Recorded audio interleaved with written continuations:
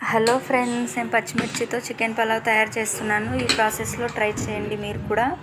Chicken బాగా కడుక్కొని wash చేసి పక్కన పెట్టుకున్న తర్వాత అందులో కొద్దిగా ఉప్పు, పసుపు, పెరుగు వేసుకొని కలుపుకొని ఒక హాఫ్ అన్ అవర్ ఫ్రిడ్జ్లో పెట్టుకోవాలి. ఆ తర్వాత మనం పచ్చిమిర్చి పేస్ట్ కోసము పచ్చిమిరపకాయలు, కొద్దిగా అల్లం, వెల్లుల్లి, చెక్క, లవంగం, కొత్తిమీర వేసుకొని బాగా మిక్సీకి పట్టుకోవాలి. అవి రెండు పక్కన పెట్టుకున్న తర్వాత కొద్దిగా ఆయిల్, కొద్దిగా నెయ్యి వేసుకొని హీట్ అయిన తర్వాత అందులో బిర్యానీ ఆకు, బిర్యానీ పువ్వు వేసుకొని వెల్లుల్లి వేసుకొని బాగా ఫ్రై చేసుకోవాలి, బ్రౌన్ కలర్ వచ్చేదాకా.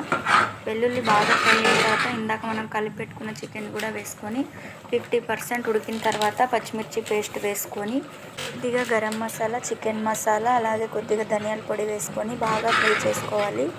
చికెన్ మొత్తం ఒక 60% కుక్ అయిన తర్వాత మనం తగినన్ని వాటర్ వేసుకొని ఒక కప్పుకి 2 కప్స్ వాటర్ వేసుకోవాలి. అలాగే కడిగి పెట్టుకున్న రైస్ మొత్తం వేసేసి 2 విజిల్స్